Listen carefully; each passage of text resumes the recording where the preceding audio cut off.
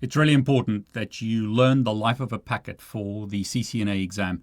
Make sure that you understand how packets flow through a network. And to help you with that, here's a packet tracer lab. This is a packet tracer quiz, and you have to answer questions with regards to this topology. In this topology, we've got two PCs, PC1 and PC2. IP address of PC1 is 10.111/24. IP address of PC2 is 10.132/24.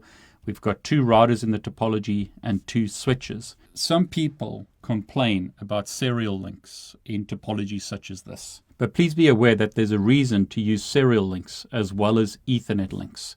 When you go through this lab, you will see that the encapsulation of a serial link is different to Ethernet. I don't want to give away too much, but the encapsulation on the serial link is not the same as it is on an Ethernet link.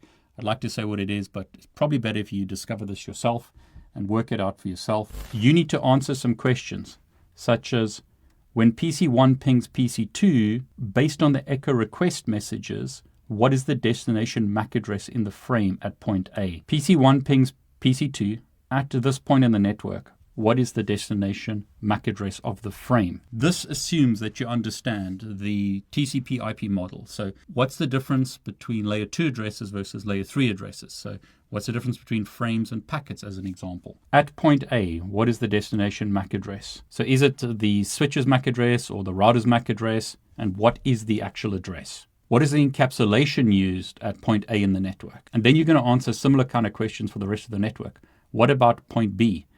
What about point C?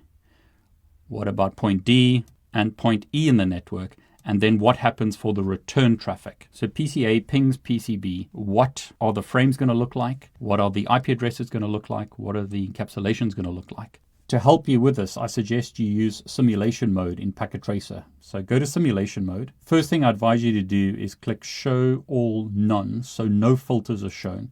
And then go to Edit Filters, ARP, ICMP. So those are the only two packets that you're going to see. I also suggest, if you haven't done this already, go to Options Preferences, go to Miscellaneous, and click Auto Clear Event List, and buffer filtered events only so that your event list doesn't overrun. And then what I can do is ping from PC1 to PC2.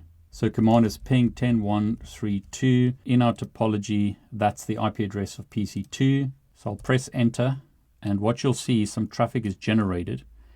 I'll expand this so we can see what's going on. You can see there's an ICMP packet as well as an ARP packet. Now I'll hide some of the details here, but you'll be able to see information in this output, like destination MAC address, source MAC address, the encapsulation used on Ethernet as well as on the serial link. Click next to see the traffic through the network, and then answer the questions. There's our ARP message going back to the router, going back to the PC, and then you'll be able to click on the ICMP message. Now again, I'll hide some of the details here so that you don't see it, but remember you can look at the PDU information and you can have a look at the router. So on the CLI of the router, you can do things such as show run to view the configuration of the router. So as an example here, we can see the MAC address of the router on one of its interfaces. I've configured the MAC address of one of the router interfaces. You can see on the PC what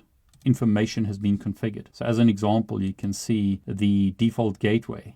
You can see the MAC address of PC1. You can see the IP address of PC1 and so forth. Okay, so try and answer these questions by using simulation mode in Packet Tracer. Make sure that you know layer 2 information, layer 3 information of how packets flow through a network. You need to know this for the CCNA exam. If you're struggling, have a look at the next video. In the next video, I'll go through this and show you all the answers. But why not download the Packet Tracer file and try it yourself first?